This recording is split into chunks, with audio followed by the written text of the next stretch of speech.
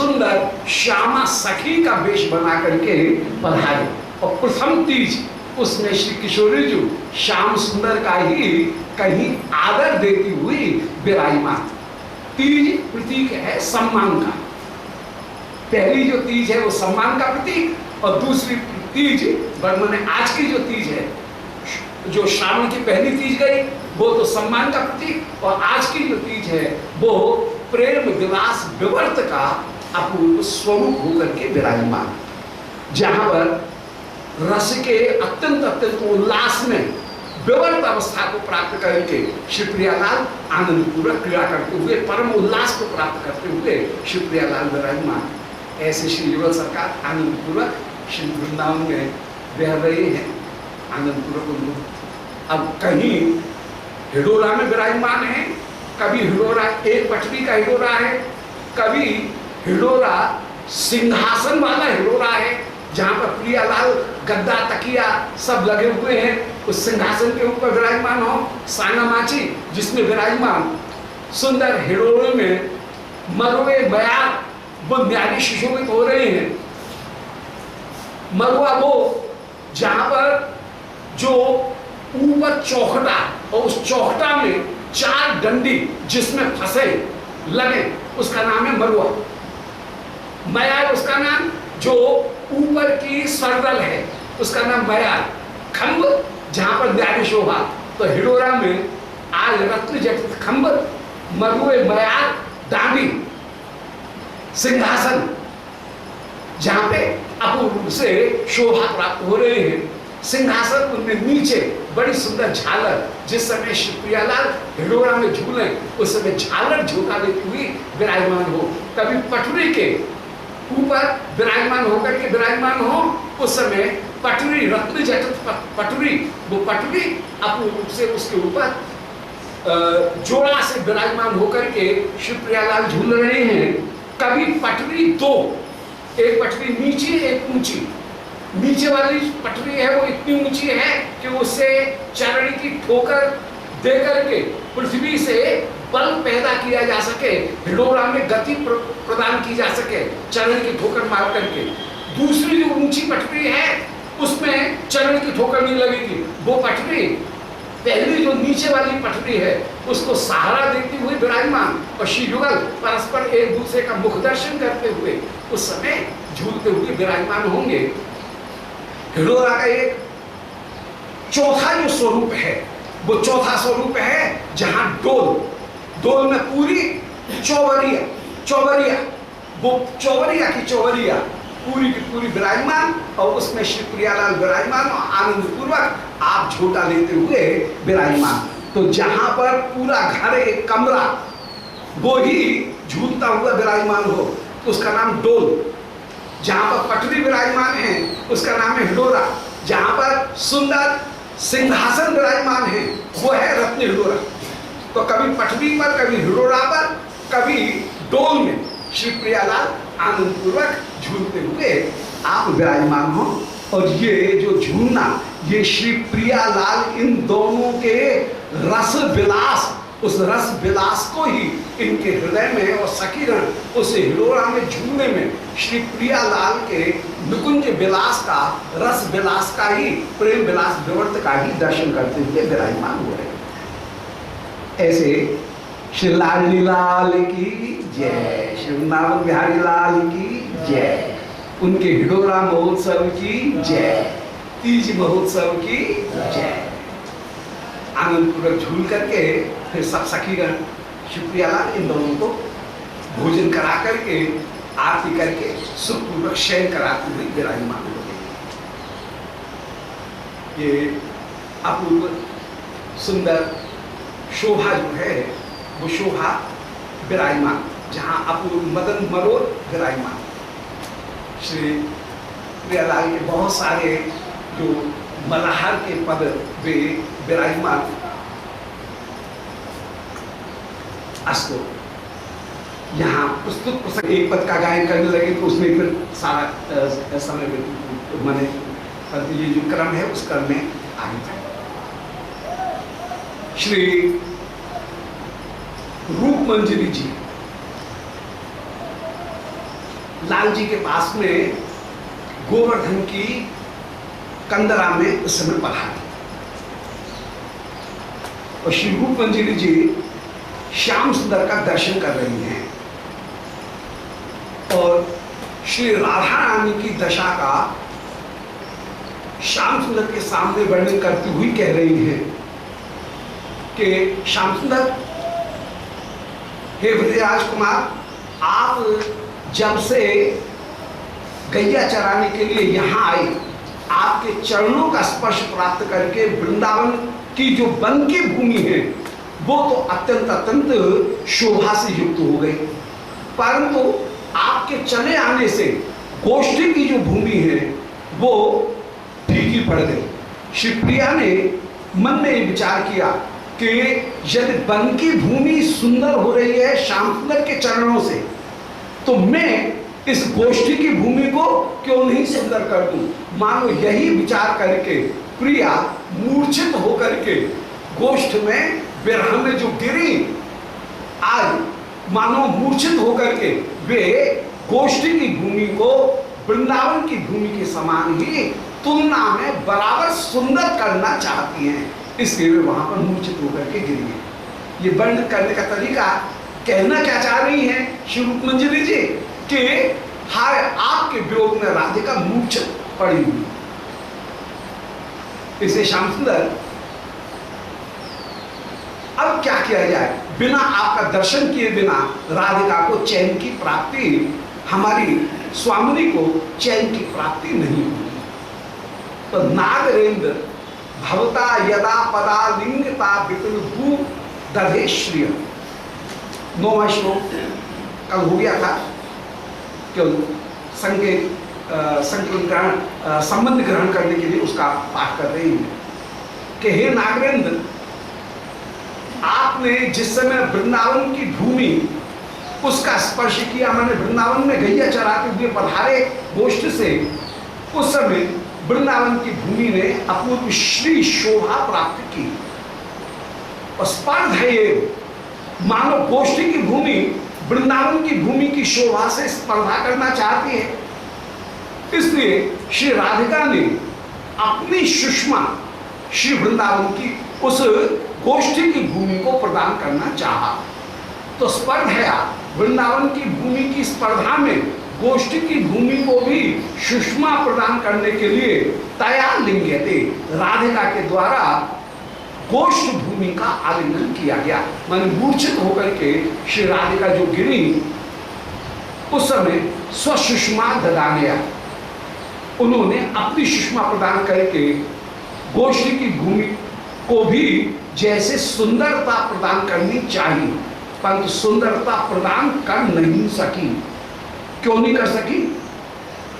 कि उस समय विरह भाव ने श्री राधिका की शोभा को संकुचित कर दिया था। यदि विरह भाव नहीं होता तो राधिका के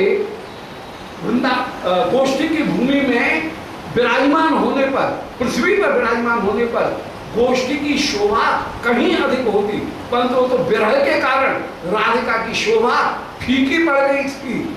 इसलिए वृंदावन की जैसी शोभा है वैसी शोभा इस समय गोष्ठी की नहीं है। नहीं, ये कहने का था, गोष्ठी की उतनी शोभा नहीं है जैसी वृंदावन की।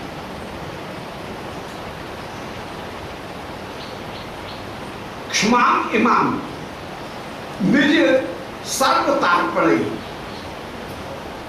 साप्य धास्यक विवर्णताम नचेत, तो तुम हरे हरे मणिमयी व्यढ़ा, बोले हे श्री श्याम सुंदर, आपने वन में आकर के, जैसे ही आप वन में आए, यमुना जी के किनारे पर पधारे, उस समय आपने को वृंदावन की भूमि को, इस वन की भूमि को हर मणिमयी व्यढ़ा, इंद्र नीलमणि की शोभा वाला बना दिया। हरि माने इंद्र और इंद्र की मणि माने इंद्र नीलमणि, नीलम, नीलम इंद्र की का रत्न कहलाता है। तो हर मणिमयी माने इंद्र नीलमणि मई, आपने इस वन की भूमि को तो बना दिया है। श्री राधिका भी जैसे आपने मणिमयी बनाया, ऐसे श्री राधिका भी गोष्ठी की भूमि को सुवर्णमयी बनाना चाह रही थी, परंतु वे बना नहीं पाई। इसमें उनका दोष नहीं है, क्योंकि विरह ने उनकी शोभा को फीका कर दिया था। इसलिए गोष्ठी की शोभा आपके बिना उतनी अच्छी नहीं है। अब आप जल्दी से चल करके या कोई उपाय करके श्री राधिका को चैन प्रदान करेंगे, उनको उल्लास प्रदान करेंगे। श्री राधिका क्षमाम इमाम निज सर्वतार्पणे, अपनी सर्वता, अपनी संपूर्ण रूपता का अर्पण करने के लिए श्री राधिका भी उस भूमि को साप्य धास्यते, अपूर्ण रूप से उसको भी शोभा से युक्त कर देती। परंतु क्या करे, विवर्णताम नचेत। उस समय राधिका में विवर्णता आ गई, विवर्णता का दोष आ गया, और विवर्णता के दोष के कारण श्री राधिका पृथ्वी के ऊपर भले ध्यान में सी गिरी, मूर्छित होकर के गिरी, तो उनकी शोभा पृथ्वी को प्राप्त हो जानी चाहिए थी, परंतु पृथ्वी को पूरी तरह से प्राप्त नहीं हुई, क्योंकि वे विवर्णता को प्राप्त हो गई। तांच कांचन मयी व्यधास्य, तो श्री राधिका गोष्ठी की भूमि को कांचनमयी बनाना चाहती थी, परंतु बना नहीं पाई। इसलिए जल्दी से आप श्री राधिका के साथ में मिलन प्राप्त करो।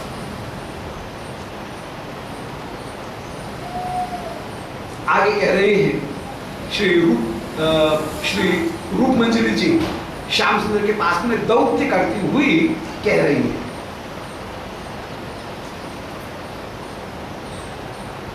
स्पष्ट हो गया दोबारा नहीं हुआ तो दोबारा कर दिया।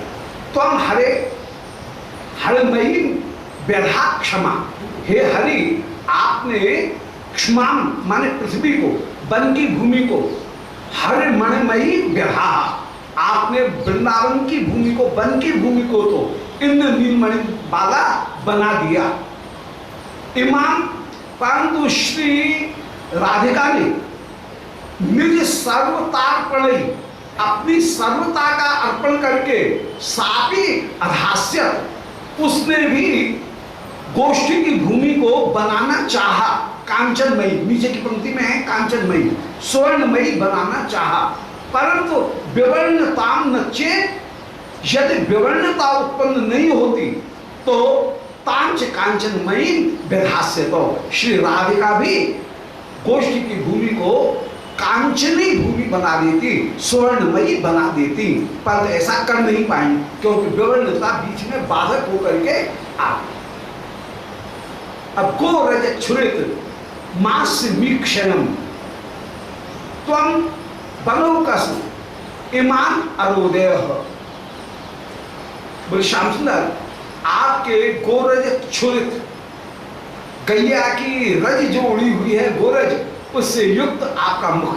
अब गोरज की जैसी शोभा होगी वैसी शोभा चंदन की भी नहीं हो सकती है। अलकन पे, पलकन पे, कपोलन की झलकन पे गोरज छा रही है।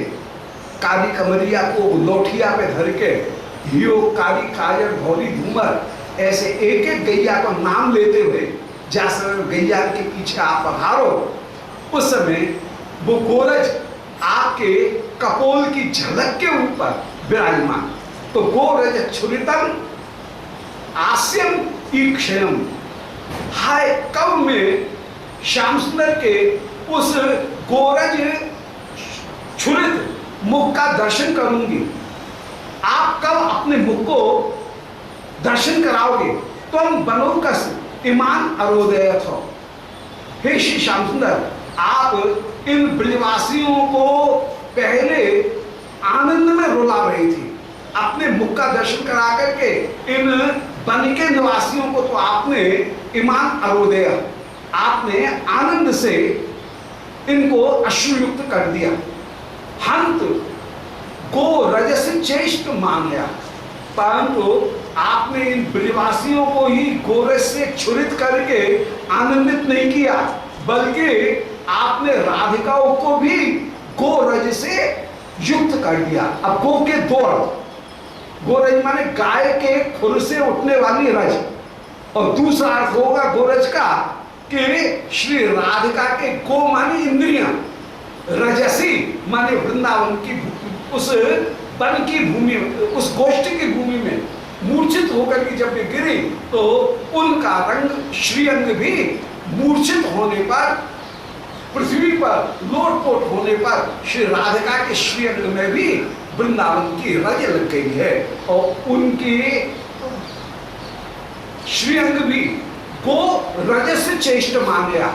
इंद्रियों को रजसी माने वृंदावन गोष्ठी की भूमि में लोटपोट होने के कारण, विरह में पछाड़ खाने के कारण जब चेष्टा करती हुई वे तड़फड़ाती हुई श्री राधिका विराजमान हुई, फर फर फर फर करके, जिस समय व्याकुल होकर के तुम्हारे वियोग में वे मछली की तरह से फरफराई पृथ्वी के ऊपर, उस समय स्वालेह किन तयाप रोदया, उस समय आप श्री राधिका ने भी अपनी सखियों को रुला दिया। तुम दोनों एक से हो। श्री रूपमंजरी जी श्याम सुंदर से कह रही हैं तुम दोनों एक से हो। आपने तो यहां आकर के गैयाओं की खुर की रज को उड़ा करके और अपने गोरज से युक्त मुख का दर्शन करा करके आनंद में वनवासियों को रुलाया। इनके तो आंसू आए आनंद के आंसू, और श्री राधिका वे जब गोष्ठी में मूर्छित होकर के पड़ी तो गोष्ठी की रज उनके श्रीअंग में भी लग गई। वे जब विरह में फर फर फर फर तड़फड़ा करके विराजमान हुई, उस समय वृंदावन की रज, उस समय गोष्ठी की जो रज है वो भी श्री राधिका के लग गई, और उस राधिका के लगी हुई रज ने सखियों को वहां भी रुलाया। यहां पर भी रोए वहां पर भी रोए, परंतु रोना रोना एक नहीं है। यहां पर जो वनवासी रो रहे हैं वे तो आनंद के कारण उनके अश्रुधारा प्रवाहित हो रही है, मधुधार उनके प्रवाहित हो रही है, परंतु वहां पर जो रो रहे हैं जो सखियां, वे सखियां राधिका के वियोग में अत्यंत अत्यंत व्याकुल होकर के रोती हुई विराजमान हो रही। सो स्वालेह किल तयाप रोदिता, श्री राधिका ने भी अपनी आलय माने अपनी सखियों को रोदिता माने उस समय रुला दिया। यहां पर भी गोरज आग लग रही है और वहां पर भी श्री राधिका के गो माने इंद्रियों में वृंदावन की रज लगती हुई विराजमान हो रही है। इसलिए श्याम सुंदर जल्दी से आप श्री राधिका को धैर्य देने का कोई प्रयत्न करो।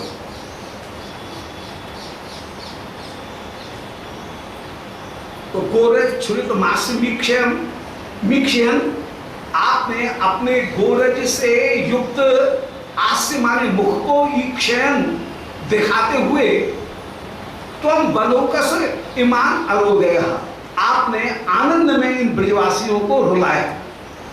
हंत पंत बड़े दुख की बात है कि गोरज से चेष्ट मान गया।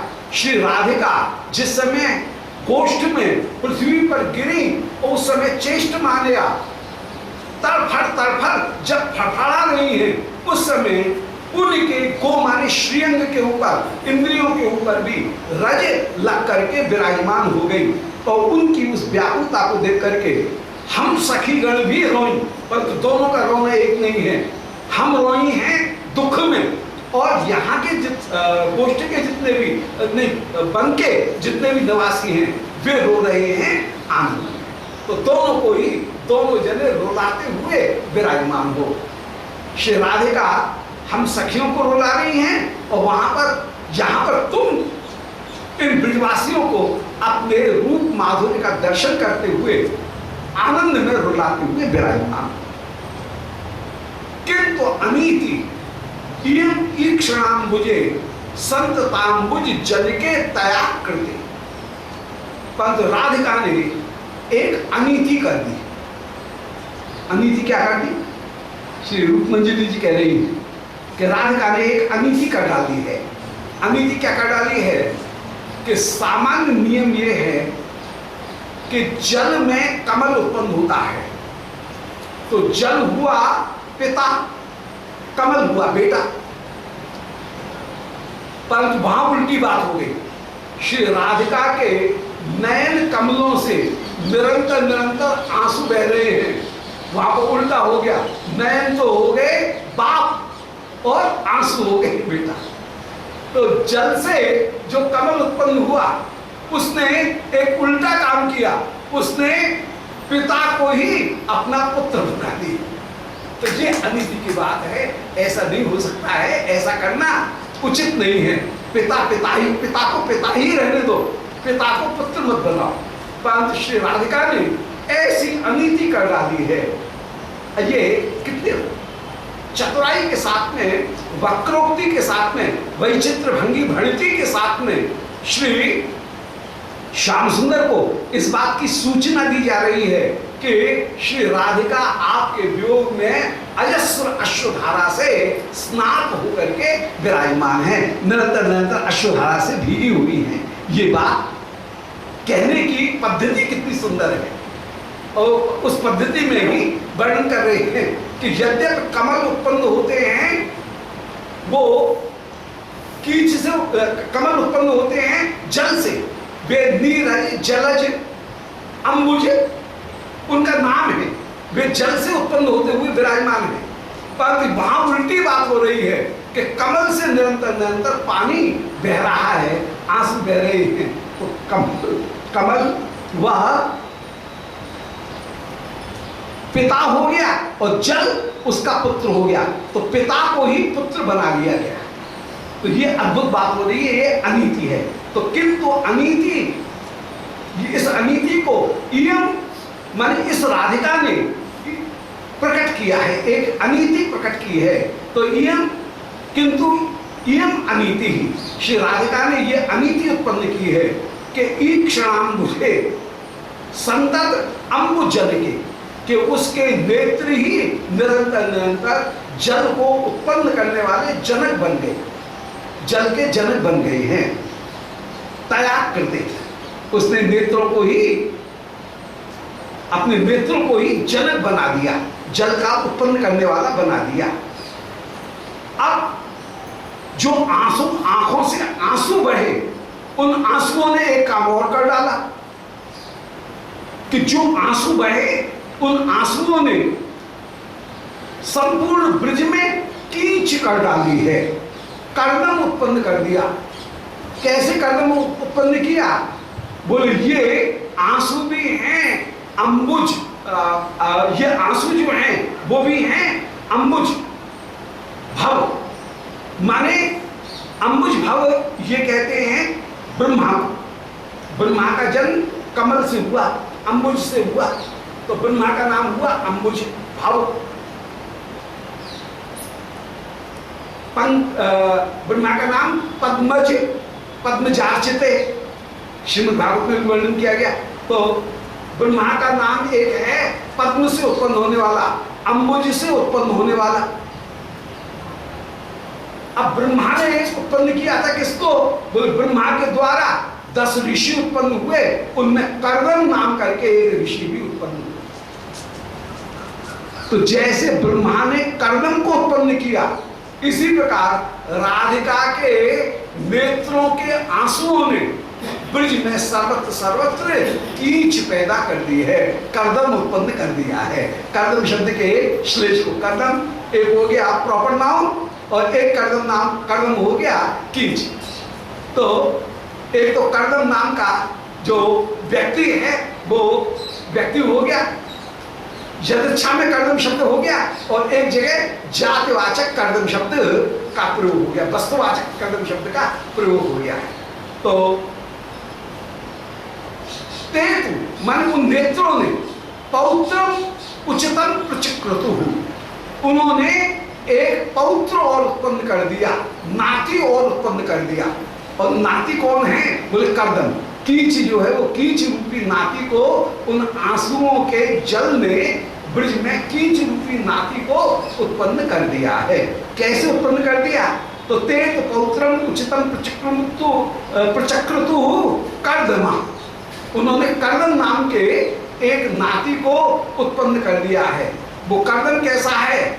जैसे अम्ब भवो गमो यतः, जैसे अंबुज भव माने ब्रह्मा से उत्पन्न होने वाला कोई कर्दम ऋषि था, उस कर्दम ऋषि को जैसे ब्रह्मा ने उत्पन्न किया, ऐसे ब्रज में भी यशोदा श्री राधिका के नेत्रों से उत्पन्न होने वाले आंसुओं ने कर्दम को उत्पन्न कर दिया है। अर्थात ब्रज में सर्वत्र सर्वत्र कीच हो रही है। ये कवि की वर्णन करने की वक्रोक्ति, ये वक्रोक्ति अलंकार के बड़े सुंदर प्रयोग हैं। वक्रोक्ति जहां पर किसी सामान्य बात को चमत्कार पूर्ण ढंग से कहा जाए उसका नाम है वक्रोक्ति।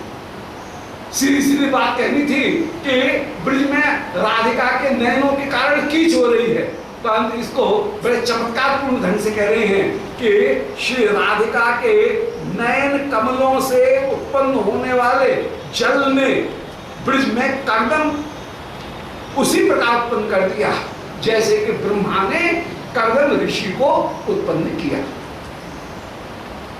ये उपमा अलंकार का प्रयोग करते हुए और दृष्टांत अलंकार का प्रयोग करते हुए और यहाँ पर जो अपूर्व वक्रोक्ति, उस वक्रोक्ति का यहाँ प्रयोग किया गया। हे श्री श्याम सुंदर, माल्यकेश वसना दया समुच्छृंखलत्वम अति साधवो प्ययु। श्री राधिका को हमने कितनी अभिनिवेश के साथ में, कितनी चतुराई के साथ में उसको माला, उसकी बैनी को गूंथा था, उसे वस्त्र धारण कराए थे, परंतु हाय श्री राधिका के ये माल्य केश वसन इत्यादि ये सब के सब उच्छृंखल हो गए, क्योंकि जब राजा नियंत्रण में नहीं रहता है, राजा मूर्छित हो जाता है, तो जैसे सारी प्रजा उच्छृंखल हो जाती है। कोई नियमित करने वाला, शासन करने वाला हो तो देश बना रहेगा, शासन करने वाला न हो तो देश नष्ट हो जाता है। नीति ये कहती है कि अनायका विनश्यन्ति नश्यन्ति बहुनायका। जिस राज्य में बहुत से नायक हो जाएं, बहुत से राजा हो जाएं, उसका भी सत्यानाश, और जिसमें कोई राजा नहीं हो उसका भी सत्यानाश। तो अनायका विनश्यन्ति नश्यन्ति बहुनायका, यदि बहुत से राजा हो जाएंगे तब भी नाश हो जाएगा प्रजा का, और यदि कोई राजा नहीं होगा तब भी नाश हो जाएगा। आज यहाँ पर अनायक होने के कारण श्री राधिका के श्री अंग में विराजमान माल्य केश वसना दया, माला, उनकी चोटी, उनके वस्त्र, समुच्छृंखलत्वम अति साधवोप्यधु थे। तो ये बड़े साधु, बड़े अनुशासित प्रजा थी, बहुत अनुशासन था, परंतु अति साधु होने पर भी अब श्री राधिका के मूर्छित होने पर श्री राधिका के माल्य केश वसन ये सब के सब अत्यंत अत्यंत उच्छृंखल हो गए। क्या सुंदर वक्रोक्ति के प्रयोग है। ये वक्रोक्ति माने किसी बात को टेढ़े चमत्कार पूर्ण ढंग से एक साधारण सी बात को कहना। सीधी सीधी बात है कि श्री राधिका अपने वस्त्र आभूषणों को धारण करने में, संभालने में समर्थ नहीं हो रही, ये सीधी सी बात। पर उसके लिए एक रूपक दे रहे हैं कि जैसे राजा के मूर्छित हो जाने पर प्रजा, राजा का ध्यान न देने पर प्रजा उच्छृंखल हो जाती है, जो साधु जन है वे साधु जन भी उच्छृंखल हो जाते हैं। इसी प्रकार माल्यकेश वसनादयो समुच्छृंखलत्वम, माल्यकेश वसन इत्यादि ये सब उच्छृंखल हो गए हैं, अति साधु होने पर भी समाप्त हो गए हैं। इसलिए गुरु जी के पास में यदि आश्रम में कोई नियंत्रण में रहेगा तब तो साधु रहेगा, ठीक, और यदि गुरु जी का नियंत्रण समाप्त हो गया और आश्रम में रहना शुरू कर दिया तो पुरानी कहावत है बांग्ला की कि साधु नष्ट मोठे और बधु नष्ट पौथे। तो मठ में रहने पर साधु यदि नियंत्रण नहीं है गुरुदेव का तो साधु नष्ट हो जाएगा, और यदि कुल रमणी कुल बधू यदि दिन भर बाजार में घूमती रहेगी तो वो भी नष्ट हो जाएगी। तो बधू नष्ट पथे और साधु नष्ट मथे। तो मठ में नियंत्रण होना चाहिए, मठ में भी, और बहू के ऊपर भी नियंत्रण होना चाहिए। यदि नियंत्रण नहीं है तो दोनों के दोनों नष्ट हो जाएंगे। इसलिए नियंत्रण की बड़ी जरूरत। श्री गुरुदेव जो अपने सतीर्थ और अपने से बड़े अग्रज जो साधु हैं, चाचा गुरु, ताऊ गुरु, उनके आदेश को प्राप्त करके ही निरंतर निरंतर मठ में, आश्रम में निवास करना चाहिए। बड़ों के आदेश का, संतों के आदेश का अनुशासन पूर्वक यदि पालन करेगा तब तो मठ चलेगा, और यदि सब स्वतंत्र हो जाएंगे तो गड़बड़ हो जाएगी। सो आज यहाँ पर उल्टी बात हुई, नियंत्रण नहीं रहा है, इसलिए माल्य केश बसनादेह समुच्छृंखलत्वम, ये सब के सब उच्छृंखल हो गए हैं, बाल बिखर रहे हैं, केश बिखर रहे हैं, राधिका के वस्त्र